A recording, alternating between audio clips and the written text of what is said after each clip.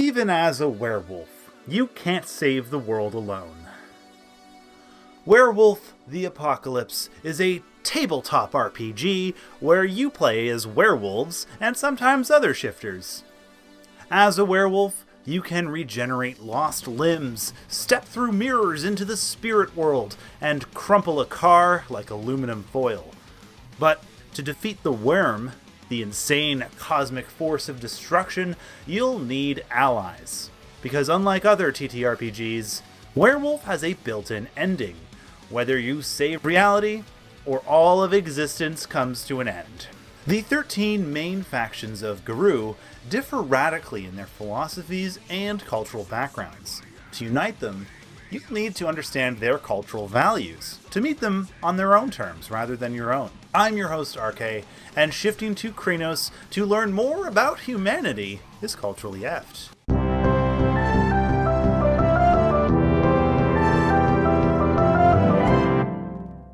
There are two wolves inside of you. You are multiclassing. White Wolf Games published the first edition of Werewolf in 1992, and a new edition is in the works for 2021 from Hunters Entertainment and Renegade Games. Like D&D, it uses dice and stats, but it's set in something akin to the real world, like an urban fantasy, right down to being based in your hometown.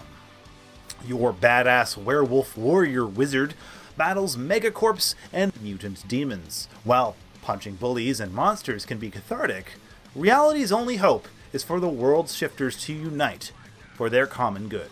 Unfortunately, they don't get along, and since player characters are the protagonists in the story, the task of fixing this falls to you and your party. Each character belongs to a werewolf faction. Players tend to pick factions they can relate to and understand. No matter your tribe, you're going to have to work to understand the ones that are different from you. For the Black Furies, you'll need to demonstrate an understanding of feminism.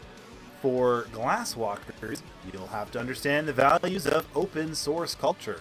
For Bone Gnars, you'll have to campaign in their democracy. For Stargazers, you'll need to wrap your brain around the apparent paradoxes of Buddhist-inspired philosophy. To get anywhere in the meta-narrative, you need to study cultures, not just run with popular stereotypes. Even if you ignore the Unite the Werewolves aspect and mostly deal with factions you already understand, the game still makes you wrap your head around at least one alien culture, the Garou themselves. From the first session onward, you'll need to get a handle on the culture of the werewolves in-game, with its various laws and customs, designed to keep you from inciting mass hysteria or getting stabbed with a silver werewolf sword. And the Anthropology doesn't stop with werewolves. Each of the other species of shifters has their own cultures as well.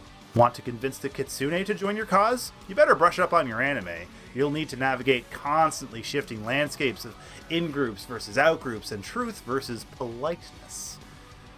Want the werecats of Africa to back you up? Then you need to show an understanding of colonialism, or they'll use you as a scratching post. The even more surprising thing is that the game manages to make all of this complexity fun. What's the point of all this? Well, without everyone on board, you lose. Everybody loses. You need to make friends with all the shapeshifting weirdos so you can shift another day. Ultimately, it's a game about meeting people where they're at. Every session is an exercise in understanding people who are very different from you.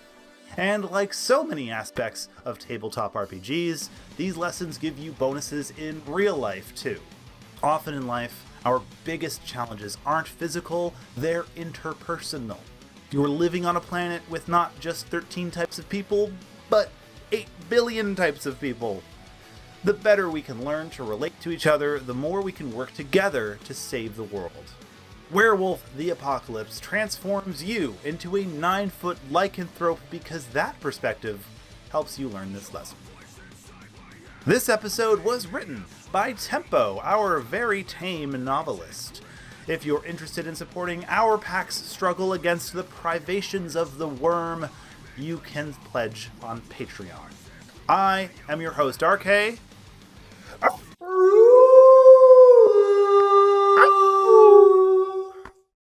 Thanks for watching. International Muse at 5 a.m., 6 a.m., 7 a.m., and 11 p.m., and nowhere in between. I'm your host, Russ Shackelford. Are furry artists turning your children gay? Yes, they are. More at 11. Bringing you Action Muse.